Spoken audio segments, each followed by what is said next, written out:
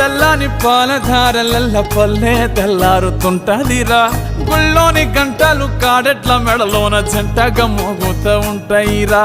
నాగలి భుజాన పెట్టుకుంటే దోస్తులు చెయ్యేసినట్టేరా కొట్టు గోదా పక్కన ఉంటే కొండంత బలగం ఉన్నట్టురా చల్లగాలి మోసుకొచ్చెరా సేను శిలకల ముచ్చట్లు దారి పొడుగు చెట్ల కొమ్మలా